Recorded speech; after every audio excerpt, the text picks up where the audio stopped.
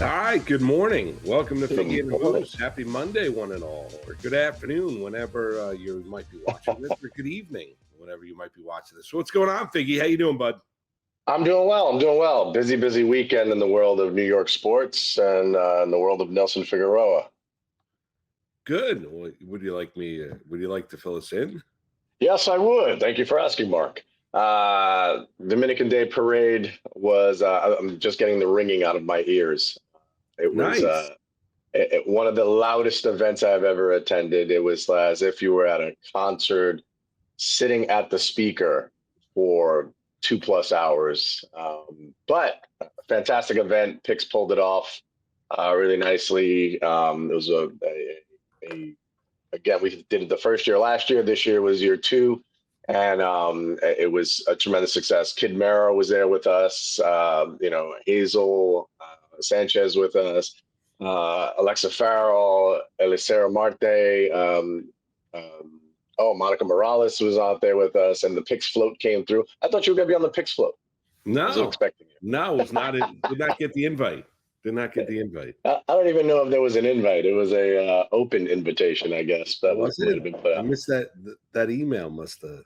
All I know is that the thoughts of Dominican and Aerojet gave us a promo code for 43% off flights in honor of the 43rd National Dominican Day Parade. So with that in mind, I'm officially going to be in vacation mode for the rest of this broadcast because I can't take New York baseball anymore. What's Aerojet? Is that Aerojet? Like it's started 2 years ago. A new airline that they had only 6 cities in the beginning, and he rattled off about another 25 of them that they have opened up in since. And take a look at it. Look it up. There's a promo code on pix11.com and there Pix you Plus. Go. Very nice. Nice hat. Well, beautiful. Listen, as they say, when in Rome, well, I felt like I was in the Dominican yesterday. It was unbelievable.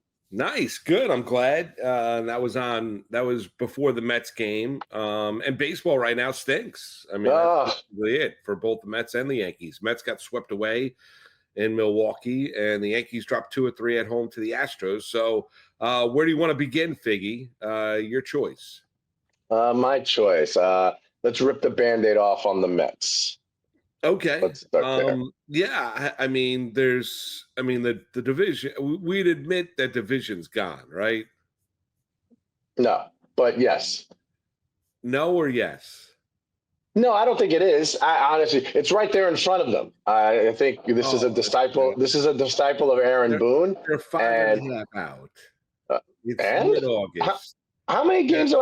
You're talking to someone. You're talking to someone who was up by 7 games with 14 left to play. Well, that was a historic collapse. I mean, it happened. I was there. The Mets are not.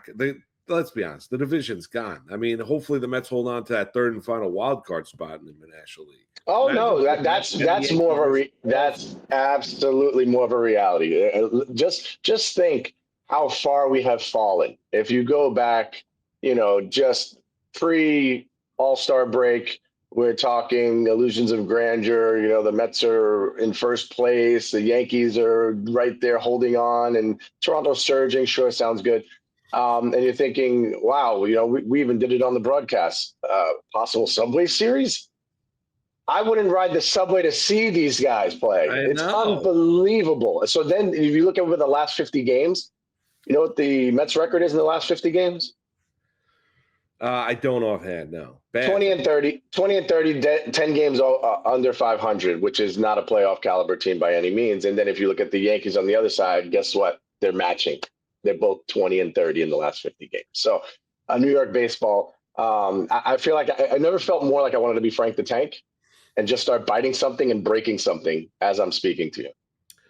Yeah, I mean, you got swept by San Diego, dropped 2 or 3 to San Francisco at home, got swept by Cleveland, got swept by Milwaukee, off day today before taking on the Braves and Mariners. Then you get the Nats and you're in Atlanta. Then you get 3 with Philadelphia late August. Then you take on the pesky Miami Marlins. Then you get Detroit, Cincinnati, Philly, Texas, San Diego, Washington, Chicago, and Miami. Oh, I mean, it's right there in front of us. Right. What's right? I mean, the Mets can't. I mean, even when they score, the pitching and then I don't understand. Yesterday, how exactly does Mendoza not go to Diaz? Diaz hasn't pitched forever. I mean, why didn't you go to Diaz yesterday? I didn't see Mendy post game.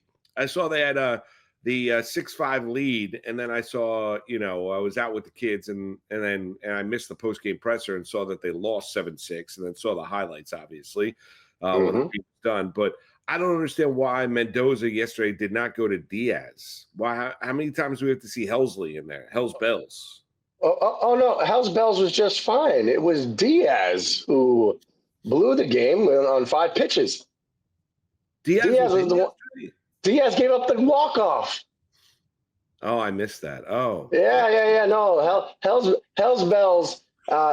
Even Rogers bent but didn't break. They had the lead. Then they wound up tying it, and then gave up the walk-off. Yeah, Diaz was the one who gave up the walk-off in 5 whole pitches. So he hasn't pitched in so long that 5 whole pitches was too much. Game had to end. Why did I think, is that the game before about Diaz? The game before, correct. The game before. You're in a situation and in a spiral of things in New York baseball, especially on the Mets side of things that we're watching, is that you can do one thing but not the other two. So that's hitting, defense, pitching, right? You need some combination of 2 or 3 of those things to play winning baseball. And they have shown moments of brilliance throughout the beginning of this season. Started out incredible, clicking on all cylinders, even though Soto. So I'd rather have 8 other guys fully functional and the one superstar struggling. I think I've learned that formula, right? Now I have the one superstar. While he's not tearing the cover off like he did in June, he's still hitting home runs. But what good is a home run if there's nobody on base? It's like a tree falling in a forest and nobody's there to hear it, okay? He continues to hit solo home runs, which do nothing for this team because the one run, anybody who comes in next or any pitcher who's going out there next is in trouble of giving up a run. It's a very frightening time as a New York Mets fan. When they made trades to make this bullpen elite. And what are we seeing out of this bullpen? If the starters can't go more than 5, doesn't matter which arms you have, if they're having to pitch every day or every other day, and then you're losing 1 or 2 of those valuable cogs when it comes to that end of the bullpen mix that you need to survive or get back into the playoff hunt. Yeah, and you're not wrong. I mean, so they've got a couple of issues. Hitting with runners in scoring position. Terrible. The lineup's got to go out there and lead the way. But then you mentioned about the starting rotation. And, Benaya and Senga aren't going to go deep into games. And Peterson, throw him into the mix. You're not going to get much depth from the other guys. And, it's a really disappointing start when you give the ball to Benaya, final game, afternoon game in Milwaukee, and he goes out there and throws 87 pitches over 4 innings of work. That's not what you want. We saw Garrett all of a sudden be the opener for Frankie Montas in this series. So we've seen him a lot. Raley did his job yesterday, but in the end, you see a Milwaukee team that's riding this tremendous heater. They've got the best record in all of Major League Baseball. They didn't make major moves at the MLB trade deadline, yet here we are, and they put the ball in play, limit strikeouts, put pressure on opposing teams, and take advantage. The other thing is, the Mets, you can't have Lindor and Ronnie Mauricio making fielding errors in the game before and not making plays they have to go out there and make. And Mauricio fields that ball at third base, they're out of the inning.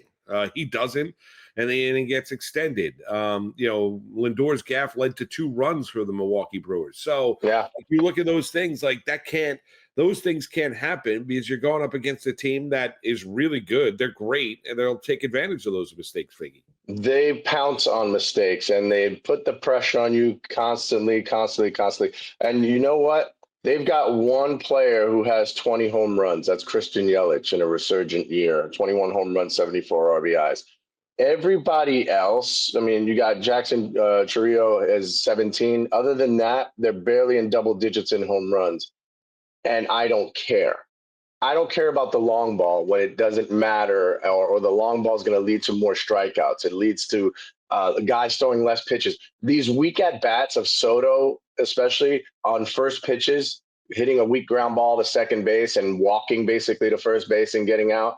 It is such a bad look and a bad feel to what you think the team is trying to do. If they're making the Mets starters panic and have to make high leverage pitches and be burnt out by 85 pitches and maybe 4+ innings, and definitely by the fifth, they're gone. Then what do you think the plan is for baseball, right? Go out there and grind out an at bat, foul off 4 pitches the first time through the lineup. Maybe we don't score a run. Maybe we do. Maybe we run into a bad pitch or two. But while this guy is fresh, let's be pesky. Let's just put the ball in play, after a tremendous at bat, whether it's an out or you're on the bases, and keep the line moving. I'm watching that from the Brewers, left, right, and center. No matter who the guy, they were putting in pinch hitters who were batting $130, and on 0-2, 1-2 pitches were coming through with a hit. Makes no sense. Like, you sit back there and you marvel at it, and that's what winning baseball looks like. I said this last week. Remember just last week about the Miami Marlins versus the Yankees when the Yankees got swept by the Marlins. That's what winning baseball looks like. And I don't care what their record was. Miami has played some of the best baseball, since 30 games ago. You look at recent history. So stop dwelling upon what these teams were. They're not the same. There's something off, something amiss. The messages aren't getting through. And whether it's succumbing to the pressure of the media every day asking, well, what's it going to take? How come you guys can? Why can't nobody go fight? Whatever it may be, they've got to lock down and focus and do something a little different to find ways to not only score runs, but to keep the other team from scoring runs so that they start winning ball games. Yeah, and I don't know. I mean, maybe do the fact. I mean, they get the Braves next. I mean, they should be able to get healthy there and turn their season around a little bit. But we've said that, but we've said that so many times. It was just, I'm trying to spin it positive. Good. I mean, what do you? I mean, like, whoa. Do I think we're gonna have October magic? Well, either of these two teams, no. I mean, I don't. It doesn't appear that way. And that was a really rough series for the Mets. And I think if I'm David Stern, Steve Cohen, I'm throwing something up against the wall because the bullpen's going to, the names are better. There's more talent in the bullpen, but they're going to get just as exhausted because the starters don't give them any depth. They don't have a championship. Let's be honest. I mean, the Mets do not have – they have a championship lineup in name, not from production. Their starters are not – their starting rotation. Now the question is, do you call somebody up? Their starters are not a championship. Like when you look at their top 3, it's just not. I mean, Minaya doesn't look like the same pitcher he did a year ago, and Senga has had a little bit of a regression last 5 starts. And then you get to Peterson, who I know he's an all-star this year. Does David Peterson, do I think he's one of those guys that is going to go out there and dominate in October? I'll look at Peterson kind of that way. The question with the Mets is, do you call up one of these youngsters? They had a number of they called up they didn't call anybody up, but they moved guys around that have been performing well. Some of their higher end pitching prospects. Tang got called up to AAA. He's pitching to an under 2 ERA down at AA. Has got like 154 strikeouts. The expectation, according to Mike Puma of the New York Post, is that none of these guys would get called up to the Mets to the major league level this year. Do you think that's the right call? I do not. I cannot watch Frankie Montas. I cannot watch you implode the bullpen for Frankie Montas. I get it. It was a $17 million investment per season to try and harness what you saw from him last year, and it just is not there. It gutted me to watch that when he came in the second inning and immediately threw 30 plus pitches immediately. Like, the idea by having an opener was supposed to, get past the first 3 guys and the pressure of starting the game and just going out there, and you're facing the 4, 5, and 6, and just immediately he's fighting for his life. He's against the ropes. It was ding ding, and do they have an opener in boxing? Is there a reason why they don't have an opener in boxing? You spar in the first inning. You don't give them your best shot right out. You don't throw haymakers in the first round, right? Frankie Montas is out there trying to throw haymakers and show you his best stuff right from the very beginning, throwing pitch after pitch after pitch, going 3-2 on everybody, walks aplenty, pitches hung in the strike zone and getting hit on 2 strike counts. I think we've seen enough from Frankie Montas to say that whether it's a mental break, whether it's a physical break, move him to the bullpen. Let him be the long man right now. And you bring up one of these young kids, and maybe you get a spark. Maybe you get a spark. Maybe a young kid's hunger and desire says, "Hey, wake up! You know what? We still have an opportunity." Maybe we've seen these peaks and valleys in baseball this year. This has been the strangest season I've ever in recent memory, where you have 10-game winning streaks and 10-game losing streaks. Like, it's nothing by good teams, by teams that are leading the division. They go and win 10 and they go and lose 10 or 9 out of 10, whatever it may be. But I've never seen anything like this where a team could be deemed so good and so bad. It makes us feel, as pundits, as experts, you know what it makes us feel like? It makes us feel like we're watching football, and every week in football, right, changes everything. One win or one loss is, this team has got everything it takes to make it to the Super Bowl. The next week they lose 2 in a row, and you're like, oh my God, this is the worst team ever put together. We're talking about it because that's 16 weeks. That happens fast. This is 162 games, and I don't think I've ever felt so.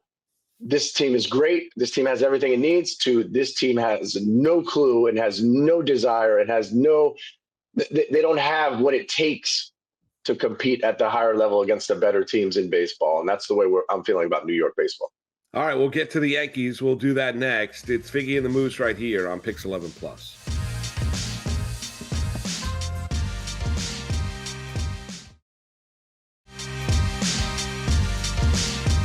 All right, welcome back. It's Figgie and the Moose on this Monday right here on Pix 11 Plus. And so, Figgie, we hit upon the Mets, now the Yankees, and really, not much better. They're in a dogfight with the Guardians for the third and final wild card spot in the American League. Just have a half-game lead there. Dropped the series to the Astros. You had Old Timers Day over the course of the weekend. Every old timer chiming in about what's wrong with this Bomber team. The Yankees keep telling you they're great after games, and that we'll figure it out. We got to go out there and get it going. Yesterday, Fried has not looked great the last 5-6 weeks. You get Judge back in the lineup. You think that's going to be the great elixir. Not really the case. I mean, they lose a game yesterday. I think they had 3 hits. They didn't really do all that much. There was not much pressure on the Houston Astros in any way, shape, or form. And, at insult to injury, you got Correa and Altuve doing things and magical things for the Houston Astros once again, kind of bringing back to, 7, 8, 9 years ago when they were doing that. And the Astros are the Yankees' daddy. I don't think there's any doubt about it. I'm sure Brian Cashman's extremely frustrated watching this Yankee team. Devin Williams getting thrown into the mix on Friday night by Aaron Boone, which was an unmitigated disaster in extra innings. They end up losing the game. Not only does he gives up 3 runs, does Devin Williams, and then him telling everybody that he stinks right now. He's never been comfortable. I firmly believe he does not enjoy pitching in New York, and that he can't wait to hit free agency and get the hell out of here. That's on the Yankees. They're not having an understanding about who would enjoy it and who wouldn't. But, let's look at it. I mean, for the Yankees, the division's gone. I don't think they're all of a sudden going to flick a light switch and they're going to be playing baseball. The one thing that benefits the Yankees is their schedule is remarkably easy down the stretch here, but they're playing a lot of bad baseball. So, where does that mean? Okay, so they're going to be playing teams that are worse than they are, but the Yankees haven't played quality baseball for 2 months. You talk about the record of the Mets in the last 50 games is 10 games under 500. I would tell you, I don't know this. I would say the Yankees record is probably worse than that. It's exactly the same. Oh, exactly the same. 20 and 30. 20 and 30. What's their? I think if you go all the way back to June 13th, I think the Yankee record is worse than that. Gotcha. It is brutal. It is brutal when you look at the Bombers right now. It is very hard to watch because, again, the same thing we've said about the Mets. The lineup is too talented. There's 3 former MVPs in the lineup. The defense has a Gold Glover at shortstop. You put it on paper, it seems magical. They have all the ingredients to make a tremendous recipe and something come out that's award-winning. And then you taste it, and the sweet is sour. What you thought was meat is actually a plant-based product, and you're looking at yourself and going, "What is going on? This isn't what I thought it was going to be." And it's not. And it's getting hard to watch. Judge was supposed to be the magic piece that when Judgy comes back, it changes our lineup, it changes our dynamic. He's got 3 hits since he's come back, batting 200, only 1 RBI, as many strikeouts as walks. So he doesn't look 100% like his normal self. And again, 10 days off at any point is, for some people, they're like, oh, it's a vacation, it's rest, I feel well rested. For a baseball player, it's the worst thing that could happen. Your timing gets off. You start trying to do bigger and bigger things. His swing looks a little long. And then, of course, when you're not having a bat in your lineup like Stanton, and we've seen that, over the last 10 days of how do you get him in the mix when Judge comes back?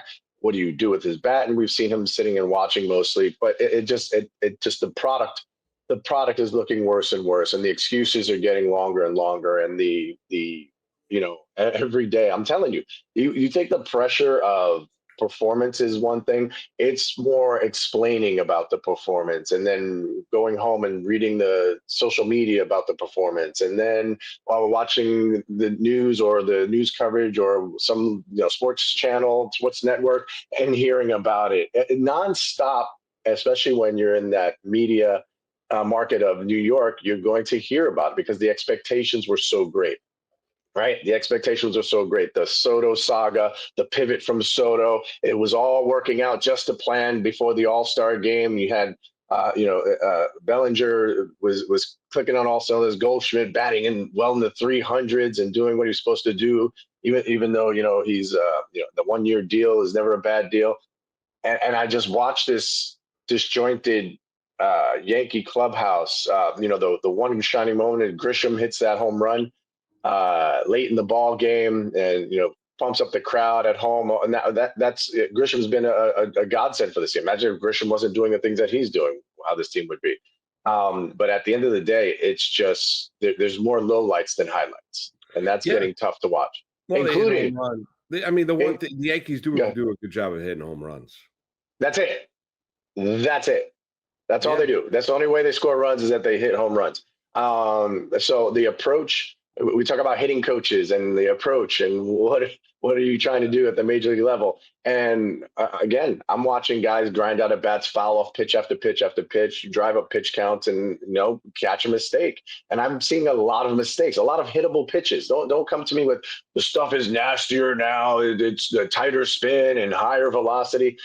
I'm seeing first pitch fastballs at 92 miles an hour by Woodruff when it was the Mets going right by them down the middle. I'm watching guys challenge hitters because they're taking those juicy pitches down the middle and then trying to swing at the unhittable pitches. It's a tough watch. And here's how you know how bad it has gotten.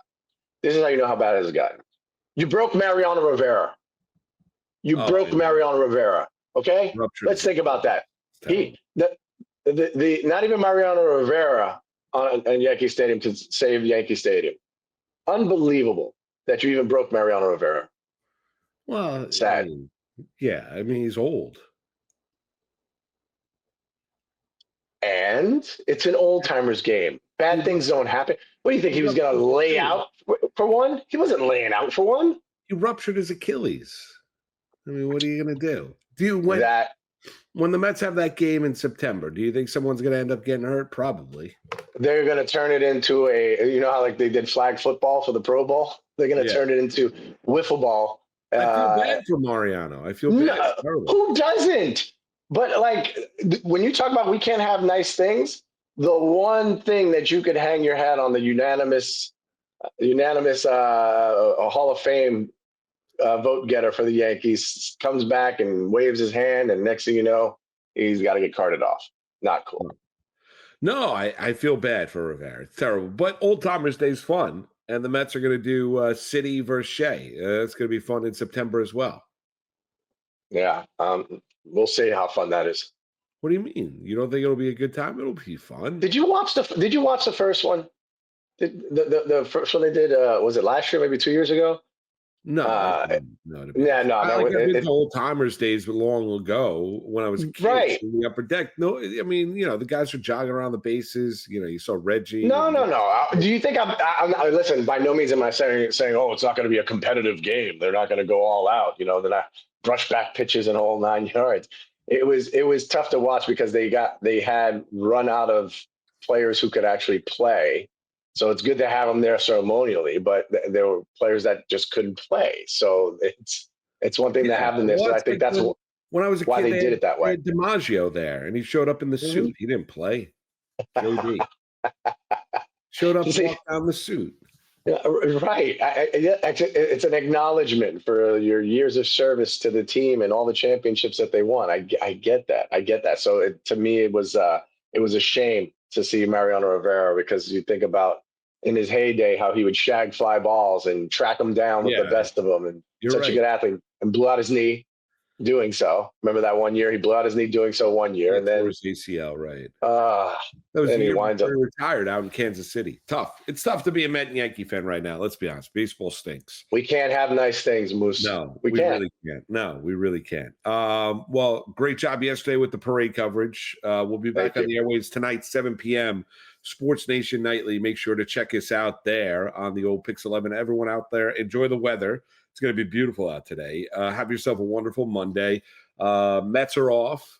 Yankees begin a series against the Minnesota Twins at home, who sold basically everything. Maybe they'll lose that series as well. We'll find out. It's all been riveting baseball to watch. It really has been. Classic, great championship caliber baseball here in the month of August. Makes you yearn for the days of football, which is right around the corner. Sarcastic meter just climbing. Yeah. He's Nelson Figueroa. I'm Marc Malusis. It's Figgie and the Moose right here on Pix 11 Plus.